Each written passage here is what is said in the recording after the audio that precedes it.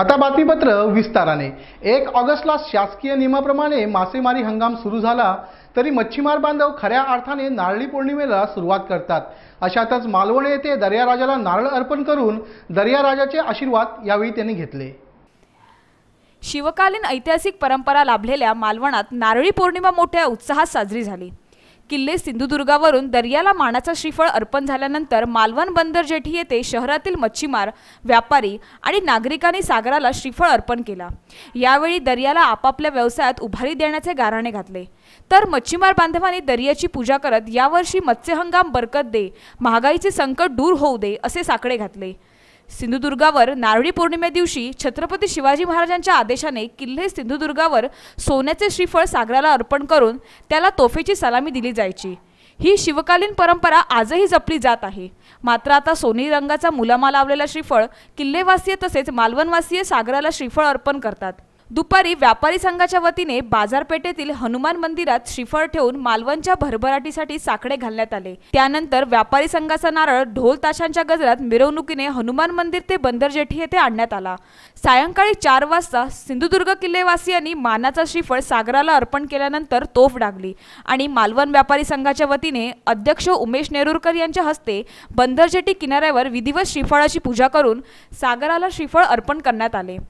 यावेळी मालवणवासियांनीही आपले श्रीफळ सागराला अर्पण केले। यावेळी समुद्रात अर्पण करण्यात आलेले नारळ गोळा करण्यासाठी युवक व बच्चे कंपनीची एकच धावपळ उडाली होती।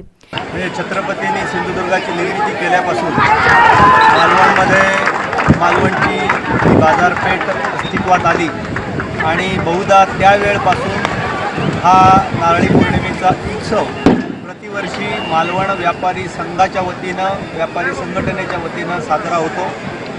गेली 350 वर्षाहून अधिक असलेली ही परंपरा यामध्ये उत्सव साजरा करण्याच्या बरोबरच सागराप्रती असलेली कृतज्ञता व्यक्त करण्यासाठी व्यापारी बांधव सवाद्य मिरवणुकीने बाजारपेठेतून समुद्रकिनाऱ्यावरती येतात आणि सागर राजाचे, रत्नाकराचे, अन्नदात्या रत्नाकराचे पूजन करून त्याला श्रीफळ अर्पण करून हा उत्सव अत्यंत कृतज्ञतापूर्वक साजरा करतात। यावेळी नितीन वाळके, नगराध्यक्ष अशोक तोडणकर, माजी नगराध्यक्ष सुदेश आचरेकर, नगरसेवक दीपक पाटकर, नाना पारकर, अशोक सावंत, महेश अंधारी, प्रमोद ओरोसकर यासह मालवणातील व्यापारी वर्ग, मच्छीमार बांधव मोठ्या संख्येने उपस्थित होते।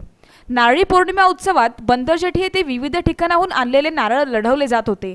नारळ लढवण्याबरोबरच नारळी पौर्णिमा उत्सवाचा आनंद युवा वर्गासह आबालवृद्ध, महिला उपस्थित राहून आनंद लुटत होते। युवकांबरोबर तरुण, बच्चे कंपनी, प्रौढ सर्वच जण नारळ लढवण्याचा आनंद लुटत होते। बंदर जेटीवर त्यामुळे भरगच्च गर्दी अनुभवता आली।